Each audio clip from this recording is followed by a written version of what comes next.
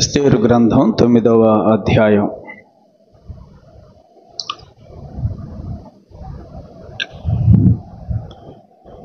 ఎనిమిది అధ్యాయాలు మనం ధ్యానం చేశాం.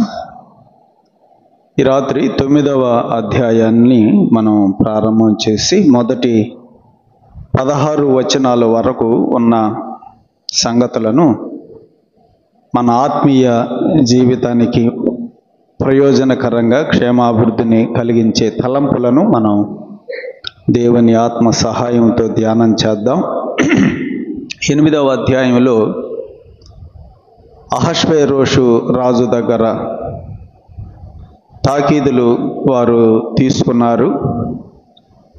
మొర్దెకైతో అహష్వేరోషు రాజు చెప్పాడు, నా పేరట తాకీదులను వ్రాయించి నా ఉంగరముతో ముద్రించి అన్ని సంస్థానాలకు మీ ఇష్టము వచ్చినట్లుగా ఆ తాకీదులలో వ్రాసి పంపించమని చెప్పినప్పుడు మొర్దెకై యూదులకు శత్రువులు, యూదులకు పగవారైనటువంటి వారిని అందరినీ కూడా సంహరించాలి అని తాకీదులో వ్రాయించి రాజనగరు పని కొరకు పెంచబడిన బీజాశ్వముల మీద అంచెగాండ్రను ఎక్కించి ఆ తాకీదులను వారి చేత 127 సంస్థానాలకు పంపించారు. ఆ 127 సంస్థానాలకు ఆ తాకీదులు వెళ్ళిన తర్వాత ఏం జరిగిందో ఈ రాత్రి మనము ధ్యానం చేద్దాం. 9వ అధ్యాయం మొదటి వచనం. రాజు చేసిన తీర్మానమును చట్టమును నెరవేరు కాలము వచ్చినప్పుడు అదారు అను 12వ నెల 13వ దినమున యూదులను జయింపగలుగుదము అని వారి పగవారు నిశ్చయించుకొనిన దినముననే యూదులు తమ పగవారి మీద అధికారము నొందినట్లు అగుపడెను. ఈ వచనంలో మనము ఒక విషయాన్ని గమనిస్తున్నాం. ఏంటంటే యూదులను సంహరించాలి అని హామాను చీట్లు వేశాడు. ఏ నెలలో ఏ తారీఖున యూదులను సంహరించాలి అని చీటీ వచ్చింది? 12వ నెలలో, 12వ నెల పేరు అదారు. అదారు అనే 12వ నెలలో 13వ దినమున యూదులనందరినీ కూడా సంహరించాలి అని హామాను చీటీ వేశాడు. చీటీ వచ్చింది అట్లా. ఇప్పుడు ఆ దినము రానే వచ్చేసింది. ఈ 9వ అధ్యాయం మొదటి వచనంలో ఆ మాట గమనించండి. మళ్ళీ నేను చదువుతున్నాను. రాజు చేసిన తీర్మానమును చట్టమును నెరవేరు కాలము వచ్చినప్పుడు. రాజు చేసిన చట్టం ఏంటి? రాజు చేసిన తీర్మానం ఏంటి? హామాను ప్రేరేపణతోటి యూదులను సంహరించాలి. ఆ కాలము ఇప్పుడు వచ్చేసింది. 12వ నెల వచ్చేసింది. అదారు అను 12వ నెల 13వ దినమున యూదులను జయింపగలుగుదము అని వారి పగవారు నిశ్చయించుకొనిన దినముననే. 12వ నెల వచ్చింది, 13వ తేదీ కూడా వచ్చేసింది. ఆ దినమున చూస్తే యూదులను జయింపగలుగుదము అని ఆ 127 సంస్థానములలో ఉన్నటువంటి శత్రువులు నిశ్చయించుకున్నారు కదా. ఆ దినము వచ్చేస్తుంది, మనం యూదులను సంహరించగలము అని వాళ్ళు నిశ్చయించుకున్నటువంటి ఆ దినము వచ్చింది. కానీ ఆ దినము వచ్చిన రోజేం జరిగింది? ఆ మాట ఇక్కడ మనం చదువుతున్నాం. నిశ్చయించుకొనిన దినముననే యూదులు తమ పగవారి మీద అధికారము నొందినట్లు అగపడెను. అప్పటి వరకు యూదులను మనము సంహరించగలము అని వాళ్ళు నిశ్చయించుకున్నారు. ఎవరు? శత్రువులు. కానీ తీరా ఆ 13వ తేదీ వచ్చేటప్పటికి ఏం జరిగింది? ఆ పగవారి మీదే యూదులు అధికారము నొందినట్లుగా, అంటే పైచేయి సాధించినట్లుగా అక్కడ అగపడెను అని చదువుతున్నాం. ఇందులో మనకు ఒక పాఠం ఉంది. అప్పటి వరకు పై చెయ్యి ఎవరిది? 12వ నెల వరకు పై చెయ్యి ఎవరిది? అధికారం ఎవరిది ఉంది? శత్రువులది. కానీ ఇప్పుడు 12వ నెల వచ్చేసింది, 13వ దినము వచ్చేసింది. ఇప్పటికీ పై చెయ్యి ఎవరిదిగా కనపడిందట? యూదులదు. ఆ యూదుల యొక్క అధికారము ఈ శత్రువుల మీద ఉన్నట్టుగా అక్కడ అగపడను అని మనం చదువుతున్నాం. అది మనం ఇక్కడ గమనించవలసిన విషయం. అప్పటి వరకు పై చెయ్యి వారిది, కానీ తీరా ఆ దినము వచ్చేటప్పటికి పై చెయ్యి ఎవరిదయింది? యూదులదయ్యింది. అలాగైతే సహోదరుడా సహోదరి ఆలోచన చెయ్యండి. కొన్నిసార్లు వారిది వీరిది మన మీద పై చేయిగా కనిపించవచ్చు. మనమే తక్కువగా ఉన్నాం, మనమే చేతగాని వారంగా ఉన్నాం, వాళ్ళే బాగున్నారు, మన మీద వాళ్ళే అధికారం చేస్తున్నారు, వారిదే పై చేయిగా ఉంది అని కొన్నిసార్లు మనకు అనిపించవచ్చు. కానీ తీరా సమయము వచ్చేటప్పటికి ఎవరిది పై చేయిగా ఉంటుంది? మనదే. దేవుడు ఆ విధముగా చెయ్యగలడు. అది మనము మొదటి వచనంలో మనం నేర్చుకునేటువంటి సత్యం. అప్పటి వరకు కూడా 12వ నెల వచ్చే వరకు కూడా శత్రువులది పై చేయిగా ఉంది, వారిదే అధికారముగా ఉన్నట్టుగా ఉన్నది. కానీ 12వ నెల 13వ దినమును చూసేటప్పటికి యూదులదే వారి పగవారి మీద అధికారము ఉన్నట్టుగా అగపడెను. దేవుడే ఆ విషయాన్ని తారుమారు చేసినట్టుగా మనం ఇక్కడ గమనిస్తున్నాం. మన జీవితాలలో కూడా సహోదరులారా సహోదరులారా, మన మీద వాళ్ళే అధికారంగా ఉన్నారు, మన మీద వాళ్ళే గొప్పవాళ్ళుగా ఉన్నారు, మనకంటే వాళ్ళే పై చేయిగా ఉన్నారు అని కొన్నిసార్లు మనం అనుకుంటామేమో. కాదు కాదు, దేవుడు దాన్ని ఏం చేయగలడు? తారుమారు చేయగలడు. దేవుడు దానిని మార్చివేయగలడు. లేఖనాలలో కొన్ని సందర్భాలు నేను ఈ సమయంలో జ్ఞాపకం చేస్తాను. దినవృత్తాంతములో 2వ గ్రంథము చూడండి. దినవృత్తాంతములో 2వ గ్రంథములో 13వ అధ్యాయములో 2 రాజులు అక్కడ కనపడతారు మనకి. ఒక రాజు యోధా రాజు అబియా, 2వ రాజు ఇశ్రాయేలు రాజు యెరోబాము. చూడండి, వారిద్దరిని గురించి మనము ఒక విషయాన్ని గమనిద్దాం. 13వ అధ్యాయం 3వ వచనం. అబియాకును యెరోబామునకును యుద్ధము కలుగగా, అబియా ఏమో యోధా రాజు, యెరోబామేమో ఇశ్రాయేలు రాజు, వారిద్దరికి యుద్ధం కలిగింది. అబియా 4 లక్షల మంది పరాక్రమశాలుల సైన్యమును ఏర్పరుచుకొని యుద్ధమునకు సిద్ధము చేశాను. అబియా సైన్యం మనం ఇక్కడ గమనిస్తున్నాం 4 లక్షలు. అదే వచనంలో ఉన్నది యెరోబాము 8 లక్షల మంది పరాక్రమశాలులను ఏర్పరచుకొని అతనికి ఎదురుగా వారిని యుద్ధమునకు వ్యూహపరచను అని చదువుతున్నాం. అబియా సైన్యం ఒకవైపు ఉంది, యెరోబాము యొక్క సైన్యం మరొక వైపు ఉన్నది. అబియా సైన్యం 4 లక్షల మంది, యెరోబాము యొక్క సైన్యం 8 లక్షల మంది. ఇప్పుడు చెప్పండి, ఎవరిది పై చేయి? అందరు చూస్తుంటే ఎవరిది పై చేయిగా కనపడుతుంది?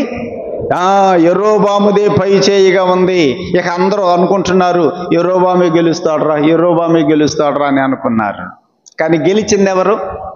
పై చేయి ఎవరిదయింది? మనం చదువుతున్నాం 13వ అధ్యాయం చూడండి, 17వ వచనం, 16 కూడా చూడండి. ఇశ్రాయేలు వారు యోధావారి ఎదుట నుండి పారిపోయిరి, దేవుడు వారిని యోధావారి చేతికి అప్పగించినందున అబియాయును అతని జనులను వారిని ఘోరముగా సంహరించిరి. ఇశ్రాయేలు వారిలో 5 లక్షల మంది పరాక్రమశాలులు హతులైరి. ఎవరు ఓడిపోయారు? ఇశ్రాయేలు వారే. ఇశ్రాయేలు వారే 5 లక్షల మంది హతుమైపోయినట్లుగా చదువుతున్నాం. కానీ యుద్ధానికి ముందు చూస్తే ఎవరిది పై చేయిగా ఉంది? గమనించండి, యుద్ధానికి ముందు చూస్తేనేమో యెరోబామే గెలుస్తాడు, యెరోబాముకే విజయం, యెరోబామే జయమొందుతాడు అన్నట్టుగా కనపడుతుంది. కారణం ఏంటంటే వారు 8 లక్షల మంది సైన్యం, అబియా చూస్తే 4 లక్షలే. ఇంతమంది తక్కువ మంది తోడిపోతే ఏం జయం వస్తుంది అని చూసినటువంటి వారు అలా అనుకున్నారు. కానీ తీరా యుద్ధం జరిగే సమయంలో ఎవరిది పై చేయి అయిపోయింది? అబియాదే. ప్రియులారా గమనించండి, దేవుడు తన బిడ్డల పక్షముగా ఉన్నాడు అంటే ఎవరిది పై చేయి అయింది? వారిదే, దేవుని బిడ్డలదే. అవతల వారు ఎంత బలవంతులైనా, ఎంత సామర్థ్యము కలిగిన వారైనా, ఎంత శక్తిమంతులైనా, ఎంత ధనవంతులైనా, ఎంత పలుకుబడిగిన వారైనప్పటికీ కూడా, పైచేయి వారిదిగా కనిపించినప్పటికీ కూడా తీరా పరిస్థితులను దేవుడు ఏం చేయగలడు? తన బిడ్డల పక్షంగా మార్చివేయగలడు. అదే మనం ఇక్కడ గమనిస్తున్నాం. 9వ అధ్యాయం 1వ వచనంలో అదే ఉన్నది. అదారు నెల 12వ నెలలో 13వ దినమున యూదులందరిని కూడా సంహరించుదము అని నిశ్చయించుకున్నారు వారు. కానీ తీరా చూసేటప్పటికి యూదులదే అధికారముగా ఉన్నట్టుగా అగపడెను అని చదువుతున్నాం. 14వ అధ్యాయం కూడా చూడండి, దినవృత్తాంతముల 2వ గ్రంథములోనే 14వ అధ్యాయం. ఇక్కడ కూడా మరొక 2 రాజులను గురించి మనం చదువుతాం. ఒక రాజు ఆస, మరొక రాజు జరహు. చూడండి ఆ 2 గురించి కూడా. 14వ అధ్యాయం 8వ వచనం. ఆ కాలమున డాళ్లను ఈటెలను పట్టుకొని 3 లక్షల మంది యోధావారు, కేడములు ధరించి విల్లు వేయు 2,80,000 మంది బెన్యామీనీలు కూడిన సైన్యము ఆసాకు ఉండెను. ఆసా దగ్గర ఎంత సైన్యం ఉంది? యోధావారేమో 3 లక్షల మంది, బెన్యామీను వారేమో 2,80,000 మంది. మొత్తం ఎంతమంది? 5,80,000 మంది సైన్యము ఆసాకు ఉండెను. ఇప్పుడు వారి మీదకి కూషీయుడైనటువంటి జరహు దండెత్తి వచ్చాడు. చూడండి 9వ వచనం. కూషీయుడైన జరహు వారి మీద దండెత్తి 1,000 సైన్యమును 300 రథములను కూర్చుకొని బయలుదేరాను. 1,000 సైన్యం. 1,000 సైన్యం అంటే 10 లక్షల మంది. ఆసా దగ్గర సైన్యమేమో 5,80,000 మంది. కూషీయుడైన జరహు దగ్గర సైన్యం ఎంతమంది? 10 లక్షల మంది. ఇప్పుడు ఎవరిది పై చెయ్యి? 5 లక్షలది పై చెయ్యి అవుతుందా? 10 లక్షలది పై చెయ్యి అవుతుందా? చూస్తుంటే ఆ కూషీయుడైన జరహుదేర విజయం అన్నట్టుగా కనపడుతుంది. అతడి దగ్గర పై చెయ్యి, అతడికి ఎంత పలుకుబడి ఉందరా, అతడికి ఎంత రికమెండేషన్ ఉందరా అన్నట్టుగా కనపడుతుంది. కానీ తీరా యుద్ధం జరిగేటప్పుడు ఎవరు గెలిచారు? తీరా యుద్ధం జరిగితే ఎవరికి విజయం వచ్చింది? ఆసాకే. మనం అక్కడే చదువుతున్నాం. 12వ వచనం చూడండి. యెహోవా ఆ కూషీయులను ఆసా ఎదుటను యోధావారి ఎదుటను నిలువనెయ్యక వారిని మొత్తినందున వారు పారిపోయిరి. కూషీయుడైన జరహు యొక్క సైన్యము ఏమైపోయింది? పారిపోయెను. 10 లక్షల సైన్యం పారిపోయెను. ఎవరి ఎదుట? 5,80,000 మంది ఎదుట. ఇప్పుడు పై చెయ్యి ఎవరిదైపోయింది? ఆసాదే. అలా ఉంటుందండి. దేవుడు తన బిడ్డల పక్షముగా ఉన్నాడు అంటే శక్తి లేకపోయినా, బలము లేకపోయినా, ధనము లేకపోయినా, అందము లేకపోయినా, సామర్థ్యము లేకపోయినా, ఏ పలుకుబడి లేకపోయినా దేవుడు మన పక్షాన ఉన్నాడు అంటే పై చెయ్యి మనదే. ఈ రాత్రి వాక్యం వింటున్న సహోదరుడా, సహోదరి, నిరాశ చెందొద్దు. అప్పటి వరకు శత్రువులదే పై చేయిగా ఉన్నట్టుగా కనపడుతుంది. కానీ 12వ నెల 13వ దినమున చూసేటప్పటికి యూదులకే అధికారముగా కనపడెను. చూస్తుంటే యెరోబాముదే పై చేయిగా కనపడింది, కానీ జయం వచ్చింది అబియాకి. చూస్తుంటే కూషీయుడైన జరహుదే పై చెయ్యిగా కనపడింది, కానీ విజయం వచ్చింది ఎవరికి? ఆసాకి. చూస్తుంటే గొల్యాతుదే పై చెయ్యిగా కనపడింది కదా. అందరు చూస్తుంటే ఇశ్రాయేలీలకు కూడా, చివరికి ఇశ్రాయేలీలకు కూడా ఈ దావీదు గెలుస్తాడంటావా? ఆ చిన్నపిల్లోడు కదా. చూపులకి ఎలా ఉంది? చూపులకేమో గొల్యాతుదే పై చేయిగా కనపడింది, కానీ యుద్ధములో జయం ఎవరికి వచ్చింది? దావీదుకే. సహోదరుడా, సహోదరి, ఏమీ నిరాశపడద్దు. మనం ఏ విషయంలో కూడా మనము కృంగిపోవలసిన అవసరం లేదు. దేవుడు మన పక్షమున గనక ఉంటే పై చెయ్యి ఎవరిదవుతుంది? మనదే. 2వ వచనం చూడండి. ఎస్తేరు గ్రంథం 9వ అధ్యాయం 2వ వచనం. యూదులు రాజైన అహష్వేరోషు యొక్క సంస్థానములన్నిటిలో ఉండు పట్టణముల యందు తమకు కీడు చేయవలెనని చూచిన వారిని హతము చేయుటకు కూడుకొనిరి. యూదులందరూ కూడుకున్నారట. ఎవరిని హతం చేయాలని? తమకు కీడు చేయాలనుకున్నటువంటి ఆ శత్రువులను హతము చేయడానికి యూదులందరూ కూడా కూడుకునిరి. వారిని గూర్చి సకల జనులకు భయము కలిగినందున ఎవరునూ వారి ముందర నిలువలేకపోయిరి. ఇప్పుడు ఎవరికి భయం కలుగుతుంది? భయం ఎవరికి కలుగుతుంది? శత్రువులకు భయపడిపోతున్నారు. యూదులను చూసేటప్పటికి శత్రువులకు భయం కలుగుతుంది. అదేంటి? యూదులను అందరిని కూడా సంహరించాలనే శాసనం వస్తే ఇప్పుడు ఎవరు భయపడుతున్నారు? శత్రువులు భయపడిపోతున్నారు. ఎందుకని? ద్వితీయోపదేశకాండంలో ఒక మాట మనం చదువుదాం. 2వ అధ్యాయం, ద్వితీయోపదేశకాండం 2వ అధ్యాయం 25వ వచనం చూడండి. యూదులను చూసేటప్పటికి 127 సంస్థానములలో ఉన్నటువంటి యూదుల యొక్క శత్రువులకి భయము కలిగింది. యూదుల ఎదుట వారు నిలువలేకపోయిరి అనే మాట మనం చదువుతున్నాం. కారణం ఏంటి? ద్వితీయోపదేశకాండం 2వ అధ్యాయం 25వ వచనం. నేడు నేను, ఎవరంటున్నారు ఈ మాట? దేవుడు అంటున్నాడు, నేను నీ వలన అంటే ఇశ్రాయేలీయులారా, ఓ ఇశ్రాయేలీయులారా, మీరు నా జనాంగము, మీ వలన నేను ప్రజలకు, ఆకాశము క్రింద ఉన్న సమస్త జనులకు ఏం కలుగు చేస్తాను? భయమును, వెరపును ఆకాశము క్రింద ఉన్న సమస్త దేశముల వారికి పుట్టింప మొదలు పెట్టుచున్నాను అన్నాడు. ఎవరు? మిమ్మల్ని చూస్తే ఆకాశము క్రింద ఉన్న సమస్త జనులు ఏమయ్యేటట్టు చేస్తాను? నేను భయపడేటట్టు చేస్తా. మిమ్మల్ని చూసి భయపడేటట్లుగా నేను చేస్తా. సమస్త దేశముల వారికి నీ వలన భయమును, వెరపును పుట్టింప మొదలు పెట్టుచున్నాను.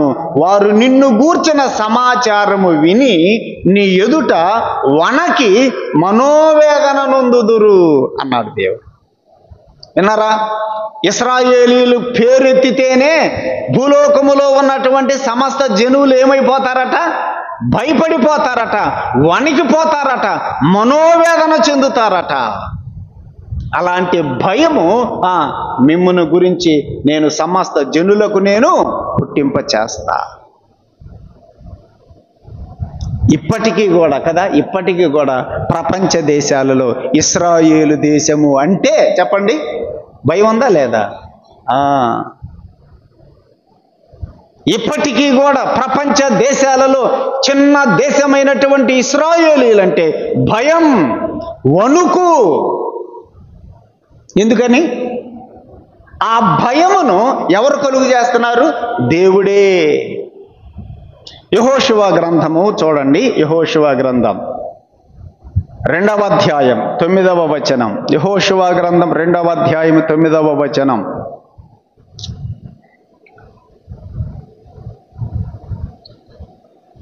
రహాబు అనే స్త్రీ ఏమంటుందో చూడండి. యెహోవా ఈ దేశమును మీకిచ్చుచున్నాడనియు మీ వలన మాకు భయము పుట్టుననియు. ఏమంటుంది? మీ వలన మాకు భయము పుట్టుననియు, మీ భయము వలన ఈ దేశ నివాసులందరికీ ధైర్యము చెడుననియు నేను ఎరుగుదును అంటుంది రాహాబు. మీరంటే మాకు భయం, మీరంటే మాకు భయం, మాకు ధైర్యము లేదు. రాహాబు ఆ వేగులు వారితో చెబుతుంది. యెరికో పట్టణస్థులకి ఇశ్రాయేలీయులు అంటే ఏం కలిగింది? భయం. అందుకనే ఇదే యెహోషువ గ్రంథంలో 6వ అధ్యాయం మొదటి వచనం చూడండి. 6వ అధ్యాయం మొదటి వచనం, ఆ కాలమున ఇశ్రాయేలీయుల భయము చేత ఎవడును వెలుపలికి రాకుండాను లోపలికి రాకుండాను యెరికో పట్టణ ద్వారము గట్టిగా మూసివేయబడెను. యెరికో పట్టణం యొక్క గేటు మూసివేశారు. లోపల వాడు బయటకు రావడానికి లేదు, బయట వాడు లోపలికి రావటానికి లేదు. ఎందుకు? ఇశ్రాయేలీయుల భయం. దేవుని ప్రజలంటే భయము పుట్టించేవాడు దేవుడే. ఇప్పుడు చెప్పండి, మీరు మనమంటే అవతల భయపడాలా, అవతల అంటే మనం భయపడాలా? వారు నవ్వుతున్నారు. చెప్పాలి, మనమంటే వాళ్ళు భయపడాలా, వాళ్ళంటే మనం భయపడాలా? ఎందుకు చెప్పలేకపోతున్నారంటే ఇటు భయపడుతున్నాం కదా మనం, కదా, భయపడుతున్నాం కాబట్టి చెప్పలేకపోతున్నాం. దేవుడు అంటున్నాడు, మీ వలన భయము నేను పుట్టిస్తా వాళ్ళకి, మీరెందుకు భయపడాలి? ఇప్పుడు యూదులంటే షూషను కోటలో ఎవరు భయపడిపోతున్నారు? యూదులంటే 127 సంస్థానాలలో వాళ్ళు ఏమైపోతున్నారు? భయపడిపోతున్నారండి. వారు ఎదుట నిలువలేకపోయిరి అనే మాట. యెరికో పట్టణస్థులు భయపడిపోతున్నారు. చూడండి, యెహోషువ గ్రంథంలోనే 5వ అధ్యాయం మొదటి వచనం కూడా చూడండి. యెహోషువ గ్రంథం 5వ అధ్యాయం మొదటి వచనం,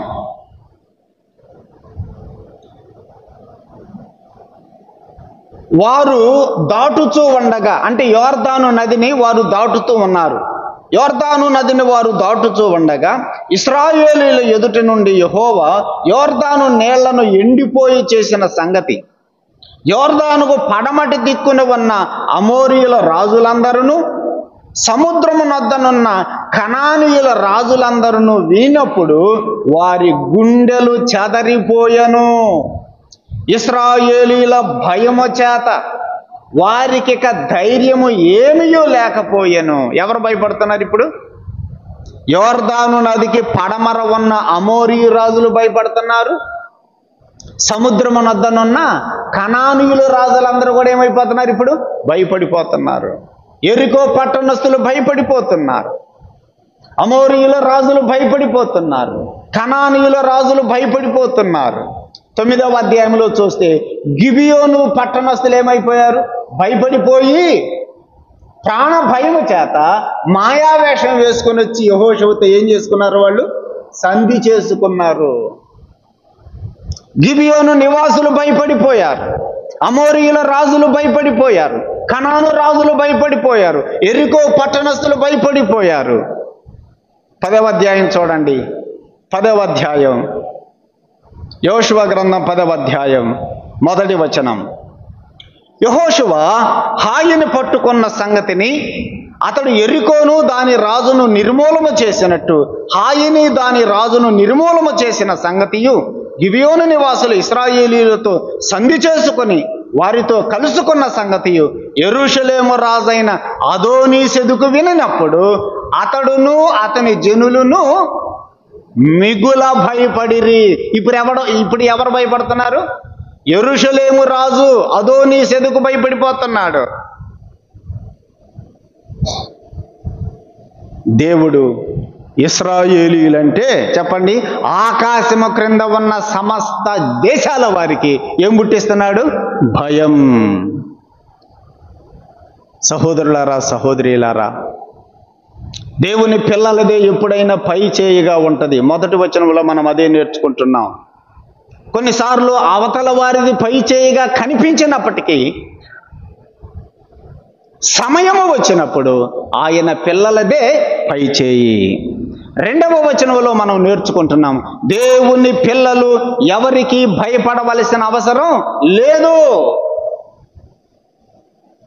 దేవుని పిల్లలను చూస్తేనే అవతల వారు ఏం కావాలి? భయపడాలి. అంటే దేవుని పిల్లలు ఎదుటి శత్రువులను చూసి, అవతల వారిని చూసి ఏ విషయంలో భయపడవలసిన అవసరం లేదు. బైబిల్లో మనం చదువుతున్నాం, ఇశ్రాయేలీయులను చూస్తే యెరికో వారు భయపడ్డారు, అమోరీయులు రాజులు భయపడ్డారు, కనాను రాజులు భయపడ్డారు, యెరూషలేము రాజు భయపడ్డాడు, గిబియోను నివాసులు భయపడ్డారు. కానీ ఇప్పుడు ఎవరు భయపడుతున్నారు? మనం భయపడిపోతున్నాం. అవునా కాదా? ఈ రాత్రి ఈ మాటల చేత ఆయన పిల్లలమైనటువంటి మనం, నా ప్రభువు నా పక్షమున ఉండగా, నా ప్రభువు నా పక్షమున ఉండగా నేనెందుకు భయపడాలి? ఆలోచన కలిగి ఉండండి. 3వ వచనం చూడండి, ఎస్తేరు గ్రంథం 9వ అధ్యాయం 3వ వచనం. మొర్దెకైను గూర్చిన భయము తమకు కలిగినందున సంస్థానముల యొక్క అధిపతులను, అధికారులను, ప్రభువులను, రాజు పని నడిపించు వారును యూదులకు సహాయము చేసిరి. 127 సంస్థానాలలో ఉన్న అధిపతులు, అధికారులు, ప్రభువులు, రాజు పని నడిపించేవారు వీళ్ళందరూ కూడా ఇప్పుడు యూదులకు ఏం చేస్తున్నారు? ఎందుకు? అక్కడే ఉంది ఆన్సర్. మొర్దెకైని గూర్చిన భయము తమకు కలిగినందున. సంస్థానాలలో ఉన్నటువంటి అధిపతులు, అధికారులు, ప్రభువులు, రాజు పని జరిగించేవారు వీళ్ళందరూ కూడా యూదులకు సహాయం చేస్తున్నారట. కారణం ఏంటంటే మొర్దెకైను గూర్చిన భయము వారికి కలిగినందున. ఇక్కడ మొర్దెకైను గూర్చిన భయము వారికి కలిగింది అంటే మొర్దెకైను చూసి గడగడ వణిగిపోవటం కాదు దాని అర్థం. మొర్దెకై పట్ల ఉన్నటువంటి గౌరవముతో కూడిన భయం అది భయములో 2 రకాలు ఉంటాయి.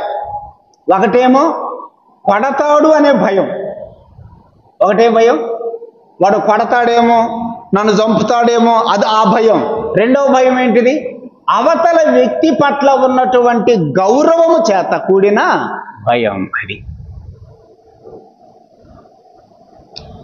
కూర్చొని చెట్ల కాడ కూర్చొని పేకాట ఆడుతున్నారు కొంతమంది. చెట్ల కింద కూర్చొని పేకాట ఆడుతున్నారు. ఆ రోడ్డున దేవుని సేవకుడు వెళుతున్నాడు. దేవుని సేవకుడు ఆ రోడ్డున వెళుతున్నాడు. ఆ దేవుని సేవకుడిని చూసి వీళ్ళందరూ ఏం చేస్తున్నారు? పేకాట ఆడే వాళ్ళందరూ వెంటనే ఆ పేకాటలన్నీ తీసేసి గుడ్డ కింద చెప్పేసి కాము కూర్చున్నారు. అయ్యా వందనాలు అయ్యా అన్నారు. ఏ భయం అది? దేవుని సేవకుని పట్ల ఉన్న గౌరవముతో కూడిన భయం. కొడతాడని వాళ్ళు భయపడింది. పోలీసులను చూస్తే ఏమయ్యేవాళ్ళు? అదే పేకాట ఆడేవాళ్ళు. పోలీసులను చూస్తే వచ్చే భయం వేరు, దేవుని సేవకుడిని చూస్తే వచ్చిన భయం. 9వ అధ్యాయంలో కూడా 2 భయాలు చూస్తున్నాం. 2వ వచనంలో ఉన్న భయమేమో యూదులను గూర్చిన భయం. ఏంటి? ప్రాణ భయం. అది 3వ వచనములో మొర్దెకైను గూర్చిన భయం. ఏ భయం ఇది? గౌరవముతో కూడిన భయం. 127 సంస్థానాలలో ఉన్న అధిపతులు, అధికారులు, ప్రభువులు, రాజు పని జరిగించేవారు వీరందరూ కూడా మొర్దెకైకి ఇప్పుడు అధికారం వచ్చింది కాబట్టి అతని పట్ల ఉన్నటువంటి గౌరవం చేత యూదులకు ఏం చేశారు? సహాయము చేశారు. అలాగైతే ఇందులో మనం నేర్చుకోవలసిన పాఠం, దేవుని సేవకుల పట్ల మనకేముండాలి? భయం. ఏ భయం? పడతాడనే భయం కాదు. ఏ భయం అది? గౌరవముతో కూడిన భయం. దైవ సేవకుల పట్ల, ఆయన బిడ్డల పట్ల, ఆయన యొక్క సేవకుల పట్ల మనము కలిగి ఉండవలసినటువంటి భయము. అది ఏ భయం అంటే వారి పట్ల ఉండవలసిన గౌరవముతో కూడిన భయం. ఆ భయము చేత వారు యూదులకు ఏం చేశారట? ఆ రోజు సహాయము చేసిరి. మొర్దెకైను చూస్తే వాళ్ళకి అంత గౌరవముతో కూడిన భయం ఎందుకు వచ్చింది? 4వ వచనం. మొర్దెకై రాజు యొక్క నగరులో ఏమయ్యాడు? గొప్పవాడయ్యాడు. ఒకప్పుడు ఇదే మొర్దెకై రాజు గుమ్మం దగ్గర కూర్చున్నటువంటి వాడు కదా. అప్పుడు ఎవరికన్నా భయం కలిగిందా? మొర్దెకైని చూస్తే అప్పుడు ఎవరికి భయం లేదు. ఇప్పుడు అతడు రాజనగరులో గొప్పవాడయ్యాడు. రాజనగరులో గొప్పవాడయ్యాడు. హామాను ఇల్లు అతనికే ఇచ్చేశాడు. హామాను చేతునున్న తన ఉంగరం మొర్దెకై చేతికి ఇవ్వబడింది. రాజవస్త్రాలు ధరించాడు. ఇప్పుడు కిరీటం పెట్టుకున్నాడు. ఇప్పుడు మొర్దెకై ఆ యొక్క షూషను కోటలో మొర్దెకై చాలా గొప్పవాడైపోయాడు. అందుకని అతని పట్ల ఆ అధికారులకి ఆ అధిపతులకి ఏమొచ్చింది? ఆయన పట్ల గౌరవం, మర్యాదతో కూడిన భయం. ఇప్పుడు మొర్దెకై ఏమయ్యాడు? రాజనగరులో గొప్పవాడాయను అనే మాట చదువుతున్నాం. ఒకప్పుడు రాజనగరులోనే అదే రాజనగరులో ఎక్కడో గుమ్మము దగ్గర కూర్చున్నటువంటి వాడు కదా, రాజనగరులో గుమ్మము దగ్గర కూర్చున్నవాడు ఇప్పుడు సింహాసనము మీద కూర్చున్నాడు. రాజనగరులో గుమ్మము దగ్గర సాధారణ వస్త్రాలు ధరించుకున్నటువంటి మొర్దెకై ఇప్పుడు రాజవస్త్రాలు ధరించుకున్నాడు. అంత గొప్పవాడైపోయాడు. ఎందుకయ్యాడు అంత గొప్పోడు? యెహోషువ గ్రంథం 3వ అధ్యాయం 7వ వచనం. మొర్దెకై అంత గొప్పవాడు ఎందుకయ్యాడు? యెహోషువ గ్రంథం 3వ అధ్యాయం 7వ వచనం చూడండి. అప్పుడు యెహోవా యెహోషువతో ఇట్లనెను, నేను మోషేకు తోడై ఉండినట్లు నేను నీకు కూడా తోడై ఉందును అని ఇశ్రాయేలీయులందరూ ఎరుగునట్లుగా నేడు వారి కన్నుల ఎదుట నిన్ను గొప్ప చేయ మొదలు పెట్టెదను. నిన్ను నేనేం చేస్తాను? యెహోషువను దేవుడు ఏం చేస్తానంటున్నాడు? గొప్ప చేస్తా అన్నాడు. 4:14 చూడండి. 4:14 ఆ దినమున యెహోవా ఇశ్రాయేలీయులందరి ఎదుట యెహోషువను గొప్ప చేస్తాను అన్నాడు. 3:7లో నిన్ను గొప్ప చేస్తాను అన్నాడు. 3:7లో 4:14లో గొప్ప చేశాను అనే మాట చదువుతాను. చేస్తానన్నవాడు ఏం చేశాడు? గొప్ప చేసేశాడు. ఇప్పుడు చెప్పండి, మొర్దెకై ఎందుకయ్యాడు అంత గొప్పోడు? దేవుడే. అది ఒక వ్యక్తిని గొప్ప చేసేది ఎవరు? దేవుడే. ఒక వ్యక్తిని గొప్ప చేసేది దేవుడే. ఒక వ్యక్తిని హెచ్చించేది దేవుడే. మనంతట మనం ఎంత తాపత్రయపడినా అవ్వలేం. నేను గొప్పవాడిని కావాలి, నేను 10 మందిలో కనపడాలి, నేను 10 మంది చేత అవ్వాలనుకోబాకు. ఒకవేళ మనం అలా అనుకున్నామంటే అవ్వలేం కూడా. మనల్ని గొప్ప చేసేవాడు ఎవరంటే దేవుడే. నిర్గమాకాండం 11వ అధ్యాయం చూడండి. నిర్గమాకాండం 11వ అధ్యాయం 3వ వచనం కూడా చదువుకుందాం. నిర్గమాకాండం 11వ అధ్యాయం 3వ వచనం. యెహోవా ప్రజల ఎడల ఐగుప్తీయులకు కటాక్షము కలుగు చేసెను. అదిగాక ఐగుప్తు దేశములో మోషే అను మనుషుడు ఫరో సేవకుల దృష్టికిని ప్రజల దృష్టికిని మిక్కిలి గొప్పవాడాయను. మోషే మిక్కిలి గొప్పవాడయ్యాడట. ఎవరి దృష్టిలో?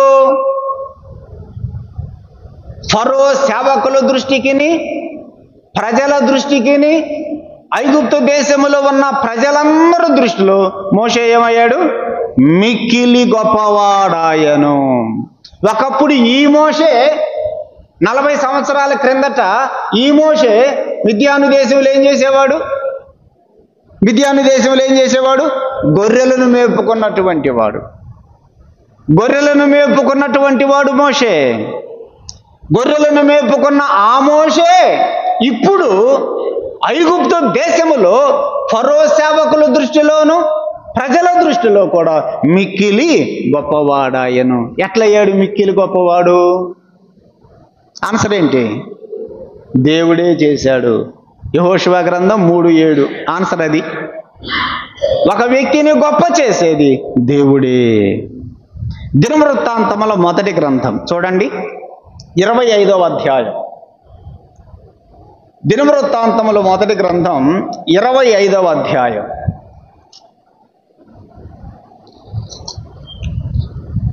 5వ వచనం. 25:5 వీరందరూ దేవుని వాక్కు విషయములో రాజునకు దీర్ఘదర్శియగు హేమాను యొక్క కుమారులు. పైన కొంతమంది పేర్లు మనం చదువుతాం, వాళ్ళందరూ కూడా హేమాను యొక్క కుమారులు అన్నమాట.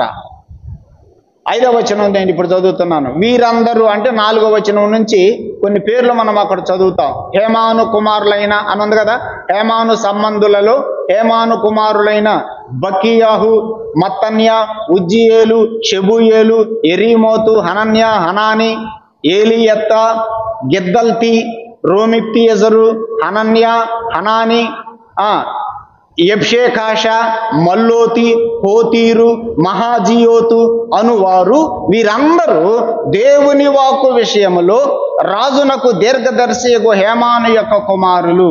ఆ కుమారుల పేర్లు రాస్తూ అంతమంది కుమారులను దేవుడు ఎందుకు ఇచ్చాడు హేమానికి? చూడండి అక్కడ, హేమాను సంతతిని గొప్ప చేయుటకై. ఆ మాట, హేమాను సంతతిని దేవుడు ఏం చేయాలనుకున్నాడు? గొప్ప చేయాలనుకున్నాడండి. హేమాను సంతతిని గొప్ప చేయుటకై దేవుడు హేమానుకు 14 కుమారులను 3 కుమార్తెలను అనుగ్రహించి ఉండెను.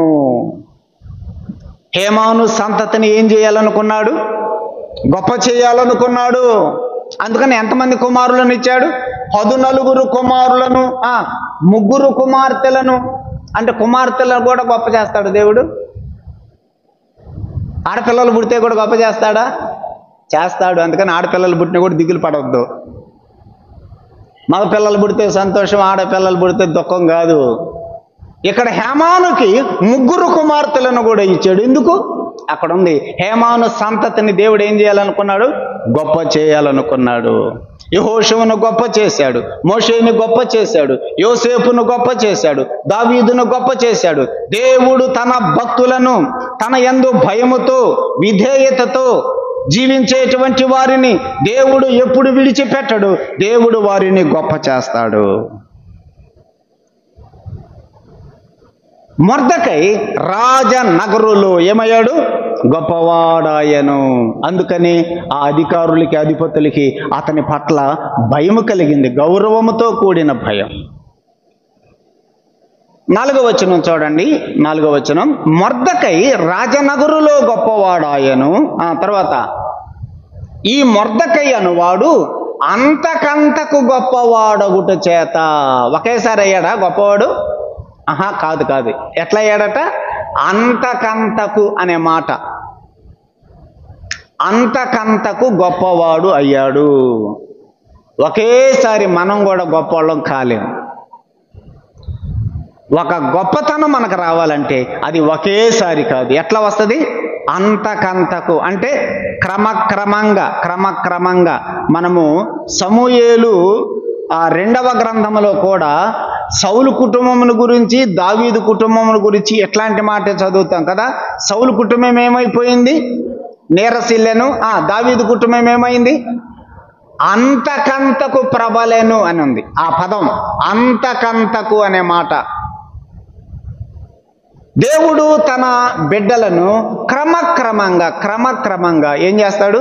గొప్పవారిని చేస్తాడు. చూడండి అక్కడ మొర్దెకైని గురించి మరొక మాట చదువుతాం 4వ వచనములో. మొర్దెకై అనేవాడు అంతకంతకు గొప్పవాడొకటి చేత అతని కీర్తి సమస్థానములు అన్నిటి యందు. ఎన్ని సంస్థానాలు? 127 సంస్థానాలు అన్నిటి యందు వ్యాపించెను.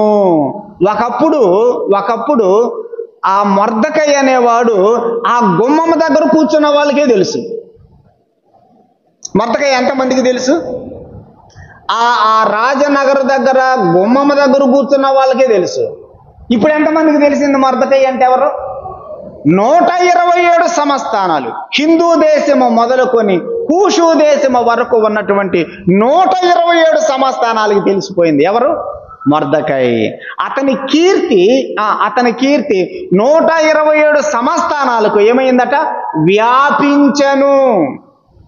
షూషను కోటలో ఉన్నటువంటి మొర్దెకై పేరు ఇప్పుడు 127 సంస్థానాలకు వ్యాపించింది. వినండి, దేవుడు ఒక వ్యక్తిని దేవుడు ఒక వ్యక్తిని, మరుగుగా ఉన్న వ్యక్తిని, ఎవ్వరికీ తెలియనటువంటి వ్యక్తిని ఇప్పుడు ప్రపంచమంతటికి కూడా తెలిసేటట్లు చెయ్యగలడు.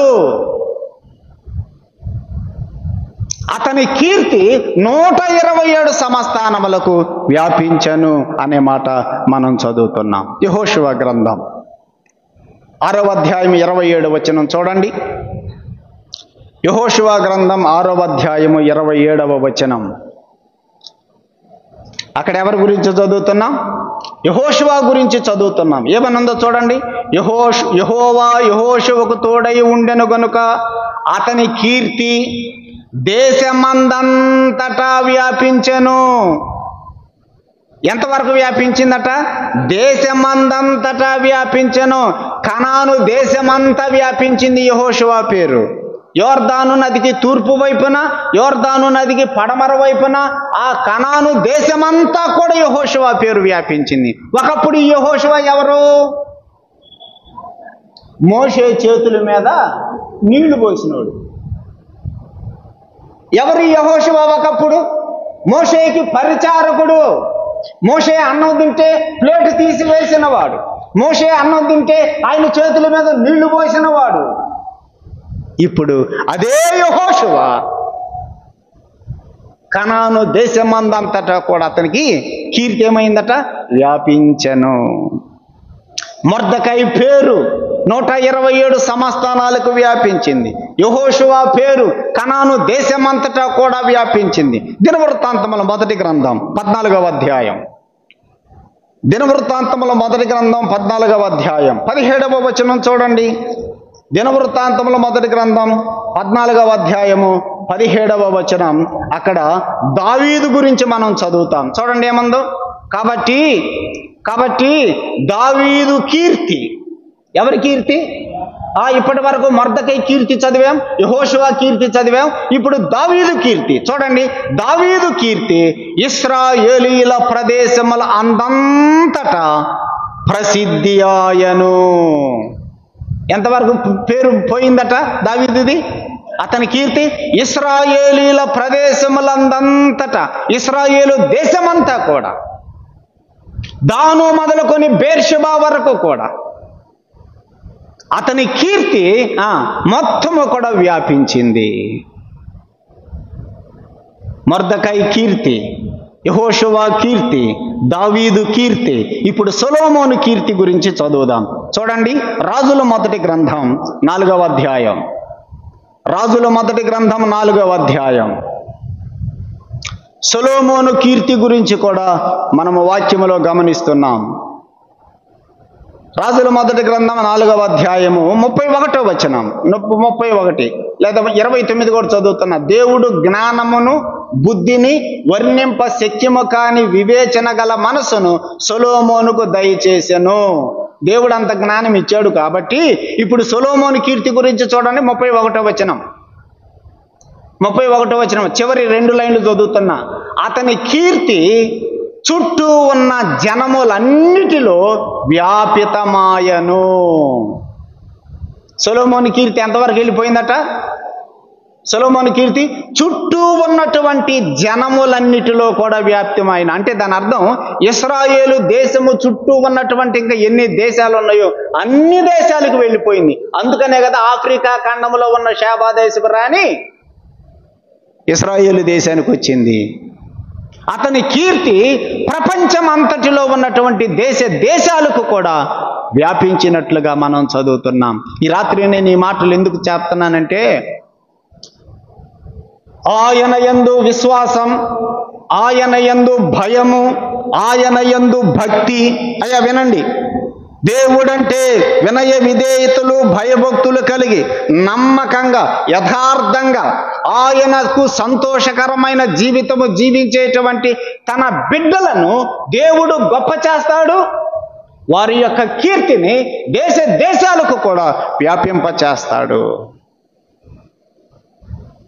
అందుకని ఆయన పిల్లలమైనటువంటి మనం ఆయన బలిష్టమైన చేతుల క్రింద దేన మనస్కులమై మనం ఉందాం. పేతురు పత్రికలో పేతురు ఆ మాట రాశాడు.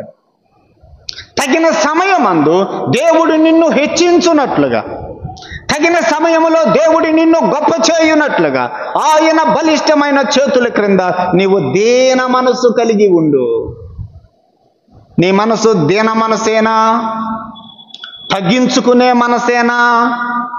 నేను కనపడాలి, నేను హెచ్చాలి, నేను కనపడాలి, నేనే నేనే నేనే అని అనుకుంటే కొంతకాలానికి నువ్వు కనపడకుండా వెళ్ళిపోతావు. నేను కాదు, నేను కాదు, నేను కాదు, నేను తగ్గాలి, నేను తగ్గాలి, నేను తగ్గాలి, ఆయన హెచ్చాలి అనుకున్నప్పుడు ఆయనే మనలను గొప్ప చేస్తాడు. మొర్దెకై కీర్తి 127 సంస్థానాలకు వ్యాపించింది. యెహోషువ కీర్తి కనాను దేశమందంతటా వ్యాపించింది. దావీదు కీర్తి ఇశ్రాయేలు దేశమంతటా వ్యాపించింది. సొలొమోను కీర్తి ప్రపంచ దేశాలకే వ్యాపించింది. దినవృత్తాంతములు 2వ గ్రంథం 26వ అధ్యాయం 15వ వచనం. దినవృత్తాంతములు 2వ గ్రంథం 26వ అధ్యాయము 15వ వచనం. అక్కడ ఉజ్జియా గురించి చదువుతాం. ఉజ్జియా గురించి చూడండి ఏమనుందో. 26వ అధ్యాయం 15వ వచనం. 15వ వచనం చివరి లైన్, అతడు స్థిరపడే వరకు అతనికి ఆశ్చర్యకరమైన సహాయము కలిగెను గనుక అతని కీర్తి దూరముగా వ్యాపించెను. ఎంత దూరం పోయిందో? ఎవరి కీర్తి? ఉజ్జియా కీర్తి.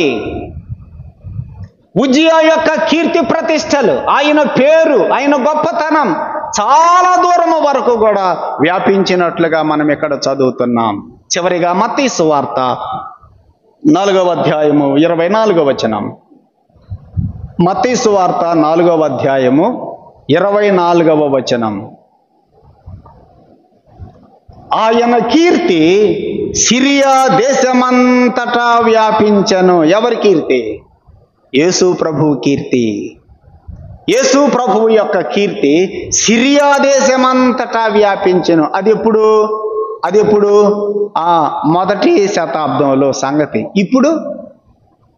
ఇప్పుడు ప్రభు కీర్తి. అవును ప్రియ సోదరుడా, సోదరి, తండ్రి చిత్త ప్రకారముగా పరలోకమును విడిచిపెట్టి సింహాసనము దిగి తన్ను తాను రిక్తునిగా చేసుకొని దాసుని స్వరూపము ధరించుకొని దేవుని స్వరూపము కలిగిన యేసు ప్రభు దాసుని స్వరూపము ధరించుకొని ఆయన ఈ లోకానికి దిగి వచ్చాడు. ఎందుకు? తండ్రి చిత్తం. నా తండ్రి చిత్తమును నేను నెరవేర్చాలి. ఆయన ఇచ్చిన పనిని నేను సంపూర్ణము చేయాలి. ఆ విధేయతతో యేసు ప్రభు ఈ లోకమునకు వచ్చి కలువరి శిలువలో ప్రాణం పెట్టాడు. అందుకే తండ్రి అయిన దేవుడు తన కుమారుని యొక్క కీర్తిని ఎంత దూరం వ్యాపింపజేశాడు? ప్రపంచమంతటా వ్యాపింపచేశాడు. యేసు ప్రభు పేరు మాసిపోయేటట్లు చేయాలని, యేసు ప్రభు యొక్క పేరు కనపడకుండా చేయాలని అపవాది ఎన్నో ప్రయత్నాలు చేశాడు. కానీ నేటికి కూడా కదా 2023 సంవత్సరాల నుండి యేసు ప్రభు పేరు వ్యాపిస్తూనే ఉన్నది.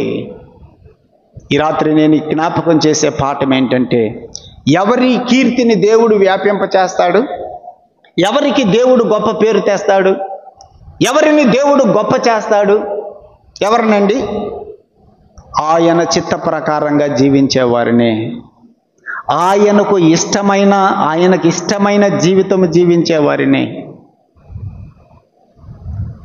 ఆయన యందు భయముతో, ఆయనంటే వణుకుతో బ్రతికేటువంటి వారిని. ఈ రాత్రి నువ్వు ఎలా జీవిస్తున్నావో ఒక్కసారి పరీక్ష చేసుకో. దేవుడంటే భయపడుతున్నావా? దేవునికి విధేయతగా ఉన్నావా? దేవుని దృష్టిలో తగ్గింపు జీవితం నువ్వు కలిగి ఉన్నావా? దేవునిని సంతోషపరిచేటువంటి ప్రవర్తన నీ జీవితంలో కనపడుతుందా? అలా ఉన్నప్పుడు దేవుడు తప్పకుండా నిన్ను గొప్ప చేస్తాడు. ఆయన బిడ్డల యొక్క కీర్తిని ఆయన అనేక దేశాలలో వ్యాపింపచేసిననే మాట మనం చదువుతున్నాం. 5వ వచనం చూడండి. ఎస్తేరు గ్రంథం 9వ అధ్యాయం 5వ వచనం. యూదులు తమ శత్రువులను అందరినీ కత్తివాత హతము చేసి వారిని నాశనము చేసి మనసు తీర తమ విరోధులకు చేసిరి. అదారు నెల 12వ నెల వచ్చింది, 13వ దినం వచ్చింది. ఇప్పుడు 127 సంస్థానాలలో శత్రువులను ఏం చేశారు? యూదులు సంహరించటం మొదలు పెట్టారు. కత్తివాత హతము చేసిరి. 6వ వచనం, షూషను కోట యందు యూదులు 500 మందిని చంపి నాశనము చేసిరి. ఆ ఒక్క షూషను కోటలోనే ఎంతమందిని చంపారట? 500 మందిని చంపిరి. 7వ వచనం, హమ్మేదాత కుమారుడైన యూదులకు శత్రువైన హామాను యొక్క 10 మంది కుమారులైన పర్షందాత, తల్పోను, అస్పాత, హోరాత, అదల్య, అరీదాత, పర్మష్త, అరీసై, అరీదై, వైజాత అనువారిని చంపిరి. హామాను యొక్క బిడ్డల పేర్లు ఇక్కడ మనం చదువుతున్నాం, 10 మంది పేర్లు. ఆ 10 మంది కుమారులను ఏం చేశారు? ఇప్పుడు 5వ వచనం నుండి 16వ వచనం వరకు చంపిరి, చంపిరి, చంపిరి, చంపిరి అనే పదం మనం చూస్తాం. ఇంక ఈ వచనాలలో ఒకే ఒక అంశం ఏంటిది? శత్రువులను చంపుట. చూడండి, 6వ వచనంలో యూదులు షూషను కోటలు ఎంతమందిని చంపారు? 500 మందిని చంపిరి. 10వ వచనంలో ఏం చదువుతున్నాం? 10వ వచనంలో హామాను యొక్క 10 మంది పిల్లలను చంపిరి. 15వ వచనం చూడండి, 15వ వచనం, షూషను నందు ఉన్న యూదులు అదారు మాసమున 14వ దినమందు కూడుకొని షూషను నందు 300 మందిని చంపివేసిరి. ఈసారి ఎంతమందిని చంపారు? 300 మందిని చంపిరి. 16వ వచనం, రాజు సమస్థానముల యందుండు తక్కిన యూదులు కూడుకొని తమ ప్రాణములను రక్షించుకొనుటకై పూనుకొని అదారు మాసము 13వ దినమందు తమ విరోధులలో 75,000 మందిని చంపివేసిరి. ఎంతమందిని చంపారు? 75,000 మందిని చంపిరి అనే మాట. 5 నుండి 16 వరకు ఉన్న వచనాలలో మనము చదివేటువంటి విషయం ఏంటంటే, యూదులు తమ శత్రువులను ఏం చేశారు? చంపిరి. మనం ఎవరిని చంపాలి?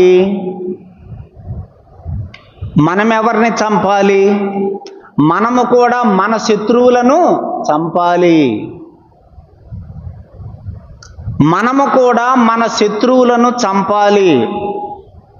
ఉన్నారా మీకు శత్రువులు ఎవరన్నా? లేరా? ఎవరు నీ శత్రువులు అంటే, నా తోడి కోడలే నాకు శత్రువు అంటావా? ఎవరు నీకు శత్రువు అంటే, మా కోడలే నాకు శత్రువు అంటావా? ఎవరు నీకు శత్రువు అంటే, మా అత్తే నాకు శత్రువు అంటావా? ఎవరు మనకు శత్రువులు? వీళ్ళ మన శత్రువులు. యేసు ప్రభువు చెప్పాడు, వీరందరూ నీకు శత్రువులు కాదు, వాళ్ళందరూ నువ్వేం చేయాలి? ప్రేమించాలి. శత్రువులను కూడా ఏం చేయమన్నాడు యేసు ప్రభు? ప్రేమించమన్నాడు. వీరెవ్వరూ మనకు శత్రువులు కాదు. ఒకవేళ ఎవరన్నా కనుక అడిగితే, నీకెవరన్నా శత్రుత్వం ఉందా, నీకెవరి మీదన్నా పగ ఉందా, నీకెవరి మీదన్నా ద్వేషం ఉందని అడిగితే ఏం చెప్పాలి? దేవుని పిల్లలం ఏం చెప్పాలి? ఏం చెప్పటల్లా? ఏం చెప్పాలి మనం? నాకు ఎవరి మీద ఏ ద్వేషము లేదు, నేను అందరినీ ప్రేమించేవాడను, నేను అందరినీ ప్రేమించే దాను. ఆ మాట రావాలి మన నోట్లో నుంచి. మనకున్నటువంటి శత్రువులు ముగ్గురు. ఎవరెవరు తెలుసు కదా, మనం ఎన్నోసార్లు చెప్పుకున్నాం. అపవాది, లోకము, మన శరీరం. ఇక ఈ ముగ్గురు తప్ప ఇక వాళ్ళ పేర్లు వీళ్ళ పేర్లు చెప్పబాకండి. శత్రువులు ఎవరంటే వాళ్ళెవ్వరూ మనకు శత్రువులు కాదు, వాళ్ళెవ్వరూ మనకు పగవారు కాదు. ఒకవేళ వారిలో ఏదన్నా దుర్గుణాలు ఉన్నా కూడా ప్రభువుకి అప్పగించడమే మన పని. అర్థమైందా? వారి విషయాన్ని ప్రభువుకే మనం అప్పగించుదాం. పగ తీర్చుట అది నా పని అన్నాడు ప్రభు. వాళ్ళ సంగతి ఏందో దేవుడే చూసుకుంటాడు, మనం ఏం చూడక్కర్లా వాళ్ళ సంగతి. ప్రభువుకే మనం వారిని అప్పగించాలి. కానీ మనకున్నటువంటి ప్రధాన శత్రువులు ముగ్గురు. వారిని ఏం చేయాలి మనం? చంపాలి. చంపితే ఎలా చంపాలి? చంపితే ఎట్లా చంపాలి? కొన ఊపిరితో చంపకూడదు. చంపితే వాడు మళ్ళీ బతికాడంటే ఈసారి నీ మీద ఇంకా పగపించుకుంటాడు. ద్వితీయోపదేశకాండం 2వ అధ్యాయం. ద్వితీయోపదేశకాండం 2వ అధ్యాయం 32వ వచనం చూడండి. ద్వితీయోపదేశకాండం 2వ అధ్యాయం 32వ వచనం.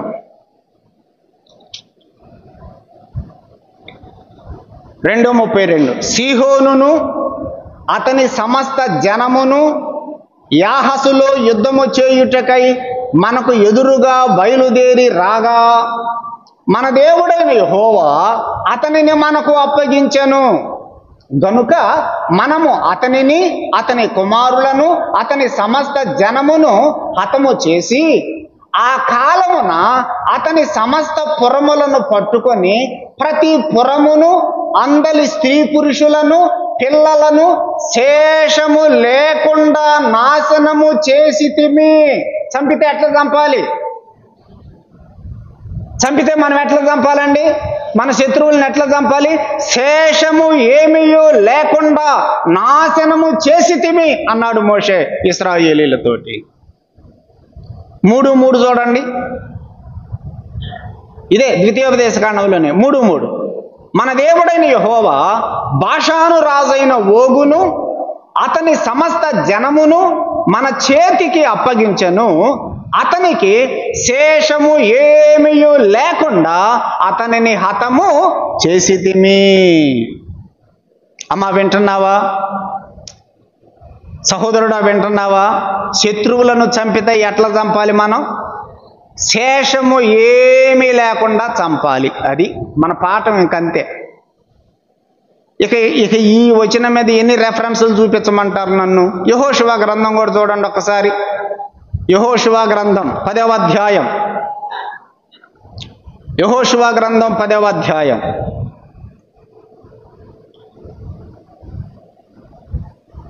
30వ వచనం 29 కూడా చదువుతున్నా. యెహోషువయు అతనితో కూడా ఇశ్రాయేలీలందరూ మక్కేదా నుండి లిబ్నాకు వచ్చి లిబ్నా వారితో యుద్ధము చేసిరి. యెహోవా దానిని దాని రాజును ఇశ్రాయేలీయుల చేతికి అప్పగింపగా వారు నిశ్శేషముగా అంటే శేషము ఏమీ లేకుండా దానిని దానిలో ఉన్న వారిని అందరినీ కత్తితో హతము చేసిరి.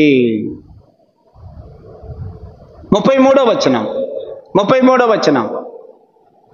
లాకీషుకు సహాయము చేయుటకై గెసరు రాజైన హోరాము రాగా యెహోషువ నిశ్శేషముగా అతనిని, అతని జనులను హతము చేశాను. లాకీషును కూడా ఎట్లా చంపాడట? నిశ్శేషముగా చంపేశాడు. 40వ వచనం కూడా చూడండి. అప్పుడు యెహోషువ మన్య ప్రదేశమును, దక్షిణ ప్రదేశమును, షెఫేలా ప్రదేశమును, చెరియల ప్రదేశమును వాటి రాజులనందరినీ జయించును. ఇశ్రాయేలీయుల దేవుడైన యెహోవా ఆజ్ఞాపించినట్లు అతడు శేషము ఏమీ లేకుండా ఊపిరిగల సమస్తమును నిర్మూలము చేశాను. బైబిల్లో మనం ఎక్కడ చదివినా శత్రువులను ఎలా చంపమన్నాడు దేవుడు? నేను ఒక ప్రశ్న అడుగుతున్నా, నాకు కూడా నేను ప్రశ్న వేసుకుంటున్నా. మనం కూడా చంపితే శేషం లేకుండా చంపామా, శేషము ఉంచుతూ చంపామా? జవాబు చెప్పాలి. శేషం ఏమన్నా ఉందా? శేషం లేకుండా చంపామా? ఇంకా మనం కోపడుతున్నామంటే ఏమున్నట్టు? శేషం ఉన్నట్టే. అది ఇంకా నీలో ద్వేషం రగులుతుందంటే చెప్పాలి శేషం ఉన్నట్టే. ఇంకా నువ్వు అబద్ధాలు ఆడుతున్నావంటే శేషం ఉన్నట్టే. ఇంకా చూస్తున్నావంటే ఏంటి చేయాలి నీకే తెలుసుగా. ఇంకా నువ్వు చూస్తున్నావంటే నీకు ఇంకా శేషం ఉన్నట్టే. అసలు నువ్వు ఇంకేం చంపా? నేను చెప్పినవన్నీ నీలో ఉండే. ఇంక నువ్వేం చంపావు? నేనేం చంపాను? చంపితే ఎట్లా చంపాలన్నాడు దేవుడు బైబిల్లో? శేషము ఉండకూడదు. శేషము ఏమీ లేకుండా నిశ్శేషముగా చంపాలి. కానీ ఇంకా మనలో ఉన్నాయి అంటే మనం అసలు ఏమీ చంపలా, అంతే. సహోదరుడా సహోదరి, రాత్రి ఆలోచన చేయి. షూషను కోటలో 500 మందిని చంపారు, మరొకసారి 300 మందిని చంపారు, హామాను యొక్క 10 మంది పిల్లలను చంపారు. టోటల్గా 127 సంవత్సరాలు 75,000 మందిని చంపారు. చంపిరి అనే పదం వచ్చింది, కానీ చంపితే ఎలా చంపాలి అంటే శేషము లేకుండా చంపాలి. మనలో ఇంకా ఉన్నాయా? ఈ రాత్రి పరీక్ష చేసుకుందాం. నాలో ఇంకా ద్వేషం ఉందా? నాలో ఇంకా కోపం ఉందా? నాలో ఇంకా పగ ఉందా? నాలో ఇంకా అసూయ ఉందా? నాలో అబద్ధాలు ఉన్నాయా? ఇంకా శరీర కార్యాలు ఉన్నాయా? ఆలోచన చేసుకోండి. మనలో గనక ఇంకా ఇవి ఉన్నాయి అంటే ఆ శత్రువులే మనలను జయిస్తారు అనే సంగతి మనం జ్ఞాపకం పెట్టుకోవాలి ప్రియులారా. యెహోషువ గ్రంథం 11వ అధ్యాయం 22వ వచనం చూడండి. యెహోషువ గ్రంథం 11వ అధ్యాయం 22వ వచనం. ఇశ్రాయేలీల దేశమందు అనాకీయులలో ఎవడునూ మిగిలి ఉండలేదు, గాజాలోను. ఈ గాజా అనే పేరు రాగానే ఇప్పుడు మీకేం గుర్తొస్తుంది? గాజా అనే పేరు రాగానే ఏం గుర్తొస్తుంది? ఇప్పుడు హమాస్ యుద్ధం ఈ గాజానే, ఆ గాజానే, ఈ గాజా, ఈ గాజానే, ఆ గాజా. కాజా కాదు, గాజా. ఏముందో చూడండి. గాజాలోను, గాతులోను, అష్డోదులోను మాత్రమే ఆ మాట మీరు చదవండి. కొందరు మిగిలి ఉండిరి. ఆనాడు మిగిలి ఉన్న గాజా వాళ్ళే. ఇప్పుడు అర్థమైందా మిగిలి ఉంటే ఎంత ప్రమాదమో? ఆనాడు యెహోషువ కాలములో గాజాలో ఉన్న వారిని ఏం చేయలేదు, అందరినీ హతము చేయకుండా ఏం చేశారట? కొందరు మిగిలి ఉండిరి. ఆ కొందరే పిలకలేసి 2023వ సంవత్సరం దాకా ఉండి ఇప్పుడు ఇశ్రాయేలీయులకి ఏమయ్యారు? కంటిలో నలుసులాగా తయారయ్యారు, ప్రక్కలో బల్లెంలాగా తయారయ్యారు. మిగిలి ఉంటే అట్లా ఉంటుంది ప్రమాదం, గుర్తుపెట్టుకోండి. ఆనాడే గాజాలో ఉన్న వారిని పూర్తిగా కనుక హతం చేసి ఉన్నట్టయితే ఎట్లుండేదో. కానీ అక్కడ మనం చదువుతున్నాం, గాజాలోను, గాతులోను, అష్డోదులోను మాత్రమే కొందరు మిగిలి ఉండిరి అనే మాట మనం చదువుతున్నాం. ఆ మిగిలి ఉంటే ఎంత ప్రమాదమో ఆలోచన చేయండి. ప్రియ సహోదరుడా సహోదరి, ఈ రాత్రి వేళ మనం కూడా దేవుని సన్నిధిలో, ప్రభువా, నేను శత్రువులను నిశ్శేషంగా చంపలేకపోతున్నాను, ఇంకా నేను శేషము ఉంచాను, నిశ్శేషముగా చంపగలిగేటువంటి సామర్థ్యము, శక్తిని నాకు దయచేయమని ప్రభు సన్నిధిలో ప్రార్థన చేసుకోవాలి. ఎవరినన్నా కనుక మనం చంపకుండా, ఏ పాపమనన్నా మనం చంపకుండా, ఏ శరీర కార్యమనన్నా మనం చంపకుండా మిగిలి ఉంచామా, అది ఎంత ప్రమాదమో మనం ఇప్పుడు కన్నులారా చూస్తున్నాం. మిగిలి ఉంచకూడదు. మిగిలి ఉంటే మన సాక్ష్యం పోతుంది, మనకున్న మంచి పేరు పోతుంది. ఈ రాత్రి వేళ ఒక తీర్మానం చేసుకుందాం. నాలో శరీర కార్యాలు ఇంకా ఉన్నాయి, నాలో ఇంకా లోక సంబంధమైనటువంటి ఆశలు ఇంకా నాలో ఉన్నాయి. వాటిని నేను సంపూర్ణముగా చంపి దేవునికి ఇష్టమైన జీవితం నేను జీవించాలి. నేను నెమ్మదిగా జీవించాలి. నెమ్మది అనే పదం ఉంది, ఈసారి మనం ధ్యానం చేద్దాం. శత్రువులను చంపారు కాబట్టి వాళ్ళకి ఏమొచ్చింది? నెమ్మది. నీ జీవితంలో ఇంకా నెమ్మది లేదు అంటే కారణం ఏందో తెలుసా? యేసుప్రభువు నమ్ముకున్నా కూడా ప్రశాంతంగా నువ్వు ఉండలేకపోతున్నావు అంటే కారణం ఏందో తెలుసా? నీలో ఇంకా శరీర కార్యాలు ఉన్నాయి, శత్రువులు ఉన్నారు, అందుకనే నెమ్మది ఉండదు. అన్నిటిని నువ్వు పూర్తిగా చంపేసి ఎంత ప్రశాంతంగా ఉంటుందో జీవితం. ప్రార్థన చేద్దాం. సహోదరుడు రామారావు గారు వచ్చి ప్రార్థన చేసి కూడిక ముగింపు చేస్తారు.